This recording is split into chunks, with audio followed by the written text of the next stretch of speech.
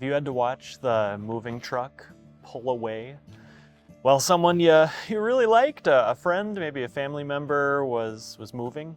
I remember when I was in about 3rd or 4th grade, just knowing that one of my best friends was moving away, moving hours away to a different state, and just how sad and disappointed you felt about that. So at that time, you write letters, you make phone calls, you try and stay in touch. And with that particular friend we have. As I've become a pastor now, you see that too.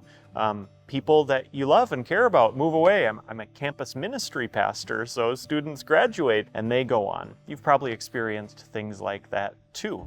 You have close friends, good relationships, and then eventually, a lot of times, people move on, and there's disappointment, there's sadness, there's loss that goes with that. Well, what do we do with something like that as Christians? What are some strategies that we can have? Well, one is, in the short term, stay connected. We do live in this world where we have technology, we have phones, we have social media, we have texting. Continue to reach out to those people. Just because they've moved away, it doesn't mean that they're gone. And sometimes you may just feel like nobody's reaching back out to me. I'm the only one putting work into this relationship. Maybe you could just keep that up and see what happens over time and see how God uses those relationships. One of the other things that I've noticed, I'm a pastor in a small Lutheran denomination in the Wells, or maybe you're in the ELS. One thing you can do is stay connected to church. It is just a beautiful thing how you can see fellow Christians move away and move on, but you're connected by faith. You're going to run in some of the same circles, and if you're a member of a church community, odds are you're going to run into them again. It's just a joyful thing. So as they move on, encourage them to stay connected to a church and do that yourself. Now, there's lots of little short-term things you can do to be able to maintain friendships and relationships. But one thing that the Christian has that nobody else has is the opportunity for friendships that go on eternally.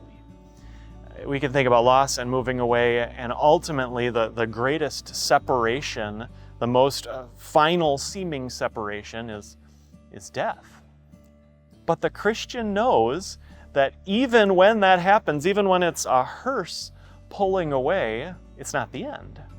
Jesus makes that so clear when his close friend Lazarus dies. He goes to his other friend, Mary and Martha comes to him. If you'd been here, my brother wouldn't have died. He wouldn't be far away from us. And even Jesus is sad. But he gives her these amazing promises. He says, your brother will rise again. And she knows her scripture. She knows God's promises. She says, I know he will rise again in the resurrection at the last day. And Jesus said to her, I am the resurrection and the life.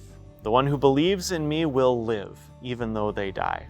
For the Christian, we have this sure hope that we will see our Christian friends again. Hopefully again in this world, on this earth as it is now, but we have the promise that we'll see them again in heaven because Jesus has washed away their sins and yours and the sins of the whole world. He's connected you to him by faith. He is our greatest forever friend, and he allows us to have friends that will last eternally. Thank God for that. Today's devotion was provided by Pastor Marcus Nelson.